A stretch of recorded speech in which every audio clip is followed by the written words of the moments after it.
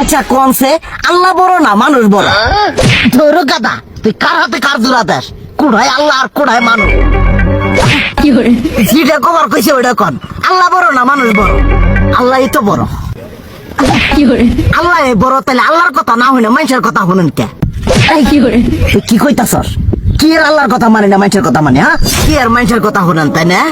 আমনে যে ওই দিনকে ডায়াবেটিসের রোগ নিয়ে যে হাসপাতালে গেলেন, ডাক্তার আপনার কত কিছু খাবার না করলো, সব কিছু না খাই এখন চলতেছেন।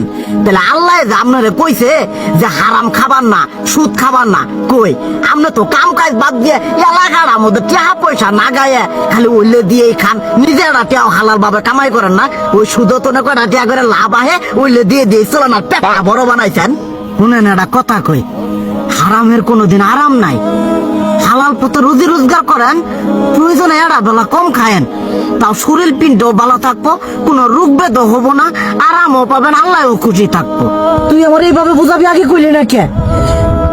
আসলে এই বিষয়টা তো আমি কখনো মাথায় এইভাবে নিইনি যে আমাদের কখনো ডাক্তার নিষেধ করলে ঠিকই আমরা নিষেধ মানি, কিন্তু উপর আল্লাহ যে কত কিছু নিষেধ করে দিয়ে সেটা মানি না। আর এই যে হারাম পথে টিয়া পয়সা কামাই করতেছেন, শরীরের মধ্যে দুনিয়া রোগ বেত হয়েছে, দেখা যাইতেছে যা টিয়া হারাম পথে কামাই করতেছেন তার তো বেশি টিয়া মনে করেন জ্বলে যাইতেছে গা বেশি। আজকের পর থেকে আমি আর এই হারাম সুদ খামো না, আমি হালাল পথে চলবো, হালাল টাকা পয়সা ইনকাম করবো। এতে করে যদি একবেলা কমও খাইতে হয় তবুও খামো, তবু আমি আর এই হারাম পথে চলবো না। আচ্ছা ঠিক আছে।